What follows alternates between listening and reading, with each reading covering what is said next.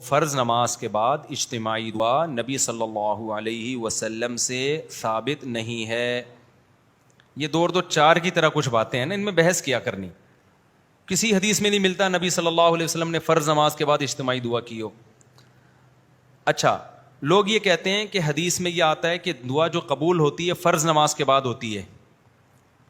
تو جب سب بیٹھے ہوں گے فرض نماز کے بعد اس حدیث کی روشنی میں دعا مانگیں گے کہ فرض کے بعد دعا قبول ہوتی ہے. پھر دوسری طرف حدیث میں آتا ہے کہ نبی صلی اللہ علیہ وسلم نے ہاتھ اٹھا کے دعا میں قبولیت کا امکان کیا ہے, زیادہ ہے. تیسری آتا ہے کہ اجتماعیت میں کیا ہے, برکت ہے. تو تینوں کو ملا کے فرض کے بعد آپ نے کیا کر لیا, ہاتھ اٹھا کے دعا مانگنا شروع کر دی. اس طرح سے کبھی حدیثوں کو ملا کے مسئلہ نہیں نکالا جاتا. ایسے تو بہت سارے مسائل شریعت کے چینج ہو جائیں گے. ہمیں یہ دیکھنا چاہیے کہ نبی صلی اللہ علیہ وسلم کا ارشاد ہے تو نبی نے خود اس پر کس طرح سے عمل کیا. جس نبی نے ہمیں یہ بتایا کہ فرض کے بعد دعا قبول ہوتی ہے, اس کا اپنا عمل اور صحابہ کا اپنا عمل کیا تھا. تو 5 ٹائم نماز ہوتی تھی, ایک آدھ دفعہ کی بات نہیں ہے, پوری زندگی ہوئی ہے. پھر صحابہ نے ہمیشہ پڑھی ہے. اگر نبی صلی اللہ علیہ وسلم اس حدیث کا یہ مطلب نبی کی نظر میں یا صحابہ کی نظر میں ہوتا کہ نماز کے بعد ہاتھ اٹھا کے دعا مانگیں, تو 2-4 حدیثیں تو ملتی نا ہمیں اس پہ, کہ کیونکہ فرض کے بعد دعا قبول ہوتی ہے لہذا نبی صلی اللہ علیہ وسلم فرض کے بعد ایسے ہاتھ اٹھاتے تھے اور صحابہ بھی ہاتھ اٹھاتے تھے. پھر آمین آمین ایک بھی نہیں ملتی یار ہمیں. تو ہمیں پتا, پھر ہم یہ اشکال ہوتا ہے کہ پھر فرض نماز کے بعد دعا قبول ہونے کا مطلب کیا ہے. تو ہم جب دوسری حدیثیں دیکھتے ہیں تو ہمیں پتا چلتا ہے نبی صلی اللہ علیہ وسلم فرض نماز کے بعد اللہم انت السلام ومنک السلام پڑھا کرتے تھے. کسی حدیث میں آتا ہے آپ نے فرمایا آیت الکرسی پڑھو. کسی حدیث میں آتا ہے آپ نے فرمایا اللہم لا مانع لما اعطیت ولا معطی لما منعت, یہ دعا پڑھو. پتہ یہ چلا کہ یہ جو وظیفہ ہے نا, وظیفہ کہتے ہیں اسپیسیفک مخصوص الفاظ کے ساتھ جو حدیث میں دعائیں منقول ہیں. پتہ چلتا ہے کہ نبی صلی اللہ علیہ وسلم اس قسم کی آیت الکرسی اور اللہم انت السلام والی جو دعائیں ہیں نا, ان کو دعا سے تعبیر کر رہے ہیں جو اصل میں وظائف ہیں. جیسے, اور یہ جیسے ہم کہتے ہیں اذان کے بعد کی دعا کہتے ہیں کہ نہیں, تو کیا وہ ہاتھ اٹھا کے مانگی جاتی ہے؟ وہ ایک وظیفہ ہے. اللہم رب ہذہ الدعوۃ التامہ, اس وظیفے کو ہم کیا کہہ رہے ہیں؟ دعا. تو اسی طرح مسجد میں داخل ہونے کی دعا, تو کیا وہ ایسا کہ 4 آدمی اجتماعی داخل ہو رہے ہیں, چلو بھائی الحمدللہ رب العالمین والعاقبۃ للمتقین, کیونکہ حدیث میں آتا ہے مسجد میں داخل ہونے کی دعا. تو وہ اسپیسیفک الفاظ ہیں اللہم افتح لی, انفرادی طور پر. تو ہم حدیث کو اگر حدیث کی روشنی میں حل کرتے ہیں تو پتہ یہ چلتا ہے کہ نبی نے جو فرمایا کہ فرض کے بعد دعا قبول ہوتی ہے, تو وہ دعا سے مراد کیا ہے؟ وہ اسپیسیفک مخصوص الفاظ کی دعائیں ہیں, وہ قبول ہو جاتی ہیں فرض نماز کے بعد. اس طرح سے دونوں طرح کی حدیثوں میں کیا ہو جائے گی؟ تطبیق. یہ دلیل تو میں نے دی اہل حدیثوں کے لیے, اور جو تقلید کرتے ہیں فقہ حنفی کو یا فقہ شافعی کو فالو کر رہے ہیں ان کے لیے بھی یہ بھی دلیل ہے.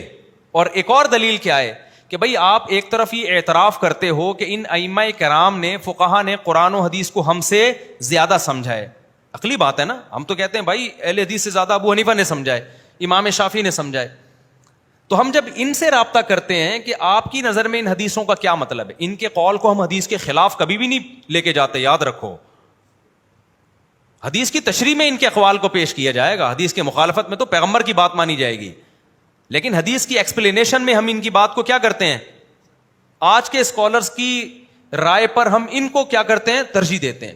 تو ان اسکالر سے اگر پوچھا جائے تو ان چاروں فقہ کی کتابیں جن پہ صدیوں سے فتویٰ دیا جاتا رہا ہے, کوئی ایک جزیہ, ایک عربی عبارت بھی ہمیں نہیں ملتی جس میں آتا ہو کہ امام کو چاہیے کہ وہ سلام پھیرے, مقتدیوں کی طرف رخ کر کے ہاتھ اٹھا کے دعا مانگے. وہ حالانکہ فقہ کی کتابوں میں بہت باریک باریک جزیات بھی ہوتے ہیں, بہت معمولی سی چیزیں بھی ہائی لائٹ کی ہوتی ہیں انہوں نے.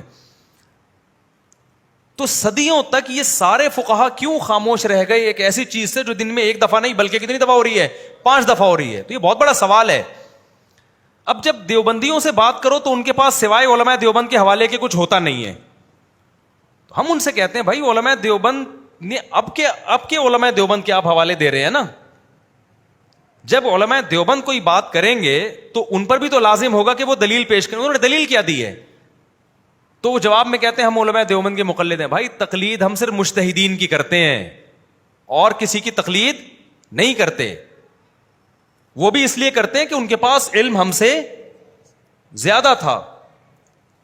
تو آپ اگر علماء دیوبند سے رابطہ کرتے ہو تو جو علماء دیوبند کہہ رہے ہیں کہ کرنی چاہیے, تو سوال پہ تو دلیل کیا ہے؟ تو دلیل میں نہ فقہ کی کوئی عبارت, عربی کتابوں کی, اردو کی بات نہیں کر رہا, اور نہ قرآن و سنت سے کوئی حوالہ یہی ہوگا کہ حدیث میں آتا ہے فرض کے بعد دعا قبول ہوتی ہے, حدیث میں آتا ہے کہ رفع الیدین سے دعا قبول ہوتی ہے, حدیث میں آتا ہے کہ اجتماعی دعا میں قبولیت کا امکان زیادہ ہے. ایسے تین چیزیں آپ ملائیں گے تو پھر بریلوی حضرات جو نماز جنازہ کے بعد دعا کرتے ہیں پھر تو وہ بھی ثابت ہو جائے گی. اچھا, بعض لوگ یہ بھی دلیل دیتے ہیں کہ دعا کا کوئی ٹائم نہیں ہے, کبھی بھی کرو. بریلوی حضرات یہی تو کہتے ہیں مگر جنازہ کے بعد دعا کریں تو دعا کو کوئی ٹائم نہیں ہے, کبھی بھی کرو. ہم کیا کہتے ہیں بھائی, نبی نے جنازہ ہی کو دعا قرار دیا ہے, بس اس کے بعد دعا نہیں ہوگی. تو وہی دلیل ہم فرض نماز کے بعد دے رہے ہوتے ہیں, بھائی کوئی ٹائم نہیں ہے, جب چاہے کر لو. تو پھر کبھی کر لو نا, ہمیشہ کنٹینیو کرنا اس کی علامت ہے کہ آپ اس عمل کو کیا سمجھتے ہیں, سنت. بعض لوگ کہتے ہیں ہم ضروری سمجھ کے نہیں کرتے. بھائی اتنا ضروری سمجھا جاتا ہے کہ امام نہ کرے نا, اس کو امامت سے ہاتھ دھونے پڑتے ہیں. اور دوسری بات یہ کہ علماء دیوبند کا یہ متفقہ فیصلہ بھی نہیں ہے. میں علماء دیوبند کی توہین نہیں کر رہا کہ یہ کہہ کے ان کے پاس دلیل نہیں ہے. یہ توہین جب ہوتی جب سارے علماء دیوبند کا یہ فیصلہ ہوتا. علماء دیوبند میں جو چوٹی کے علماء ہیں وہ اس کے قائل نہیں ہیں. حضرت مفتی محمد شفیع صاحب جو مفتی تقی عثمانی صاحب کے استاذ ہیں, وہ کوئی علماء دیوبند کے معمولی عالم نہیں تھے. ان کا پورا رسالہ ہے اس پر کہ فرائض کے بعد یہ جو دعا کا ہمارے ہاں رواج ہے یہ ثابت نہیں ہے. مفتی رشید احمد صاحب رحمۃ اللہ علیہ کا اصل بتائیں, پورا اس پہ تفصیلی رسالہ ہے. ابھی ریسنٹلی حضرت مولانا منظور منگل صاحب کا بھی اس پہ بیان آیا ہے, انہوں نے بھی کہا ہے کہ یہ ثابت نہیں ہے, اور جنہوں نے اس پہ رسالہ لکھا ہے وہ کوئی دلیل ان کے پاس ہے نہیں. تو یہ ہندوستان پاکستان کی ایک رسم ہے, جب یہ چل پڑی تو پھر اب اس کے دلائل. اچھا, ہمارے یہاں بعض لوگ تو اہل حدیث کی مخالفت میں غلو کرتے ہیں, کیونکہ یہ مسئلہ زیادہ اٹھایا اہل حدیث نے کہ فرائض کے بعد دعا نہیں ہے. اب ہونا یہ چاہیے تھا, ہم تحقیق کرتے, ہم کہتے بھائی اہل حدیث صحیح کہہ رہے ہیں, لیکن ہمارے یہاں بھی بعض لوگوں کو دیوبندیت کا کچھ ضرورت سے زیادہ حیضہ ہے. انہوں نے کہا چونکہ علماء دیوبند میں رواج ہے تو اب نہیں بھی ہے تو اس کو ثابت کر کے چھوڑنا ہے ہم نے.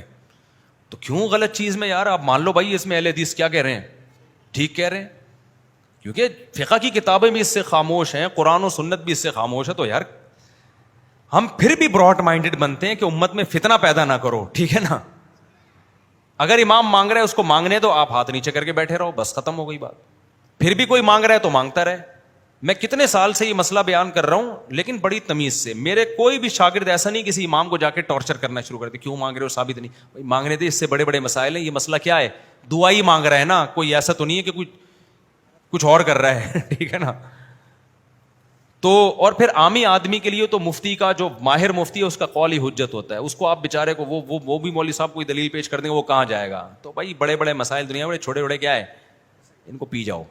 تو اس لیے میں یہ چھیڑتا نہیں ہوں, لیکن اب چھیڑ دیا تو اس لیے میں چھڑ گیا ہوں تھوڑا سا, ورنہ بہت دفعہ یہ پرچیاں آتی ہیں میں جواب نہیں دیتا, کیونکہ مسجدوں میں ہو رہی ہیں دعائیں. مفتی محمد شفیع صاحب رحمۃ اللہ نے بھی لکھا ہے پورا رسالہ کہ ثابت نہیں ہے. آخر میں لکھا ہے کہ کسی مسجد میں بہت عرصے سے معمول چلا آ رہا ہو تو ایک دم نہ چھڑوائیں, اور فتنے کا اندیشہ ہو تو خاموش ہی رہیں, کیونکہ مسجدوں میں لڑائیاں لڑوانا یہ بھی قرآن و حدیث سے ثابت نہیں ہے.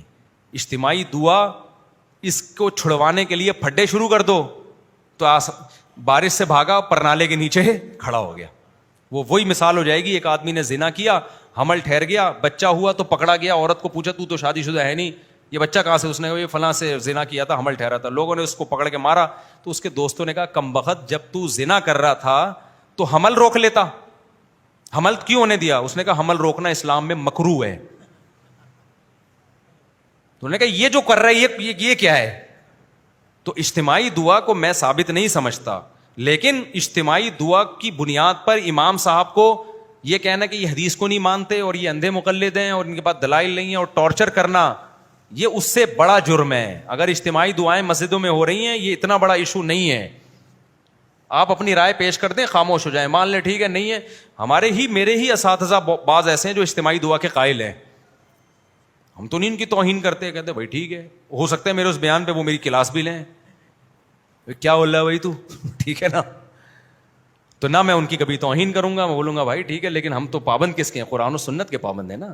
قرآن و سنت کے ہمیں یہی سمجھ میں آ رہا ہے بھائی اب کیا کریں, لیکن ہم توہین تھوڑی کریں گے. نہ ان کی کبھی, اور میرے سے زیادہ علم بھی ہے ان کے پاس, تقویٰ بھی ہے, سب کچھ ہے, نہ ہمارے دل میں ان کی کبھی کوئی کمی آئے گی. تو اس ظرف کے ساتھ اگر آپ اس رائے کو لیتے ہیں تو ٹھیک ہے, ادروائز جیسے ہیں پھر ویسے زیادہ ٹھیک چل رہے ہیں آپ مارکیٹ میں, ویسے ہی چلتے رہیں.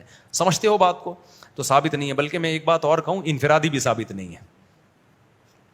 یعنی انفرادی طور پر بھی فرض نماز کے بعد رفع الیدین کی ایک ضعیف روایت ملتی ہے ہمیں.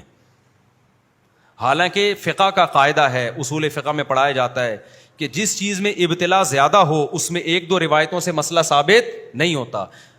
5 ٹائم نبی نے کئی سال نماز پڑھی ہے, تو صرف ایک روایت کیوں ہے کہ نبی نے رفع الیدین سے دعا مانگی؟ یہ بہت بڑا سوال ہے, اور وہ بھی ضعیف ہے. لیکن صحیح مان بھی لو اگر, تو اس کے پتہ چلتا ہے یہ بھی کبھی کبھار ہے فرض کے بعد, انفرادی بھی, ہاتھ اٹھا کے. اب آپ کہو گے پھر کریں کیا؟ دعائی چھوڑ دیں؟ نہ دعا نہ چھوڑیں. آپ یہ کریں کہ فرائض کے بعد یہ اللہم انت السلام اور یہ جو احادیث میں وظائف ہیں یہ پڑھنے کے بعد سنتیں پڑھیں. اس کے بعد آپ جتنی چاہیں دعا مانگیں, آپ لمبی لمبی دعا مانگیں. یہ پھر افضل عمل ہے, کیونکہ ایک جو اجتماعی حیت تھی وہ کیا ہو گئی ہے, ختم. پھر انفرادی طور پر تو دعا کا واقعی کوئی ٹائم نہیں ہے, جب چاہیں جتنی چاہیں مانگیں آپ, لیکن اس وقت کوئی نہیں مانگتا. سمجھتا نہیں ہے نا بات کو؟ جب نہیں پڑھے گا رات کو تو کیسے سمجھے گا بات کو؟ تمام دوائیں بچوں کی پہنچ سے دور رکھیں, اپنا اپنے خرچے پہ خیال رکھیں. وما علینا الا البلاغ.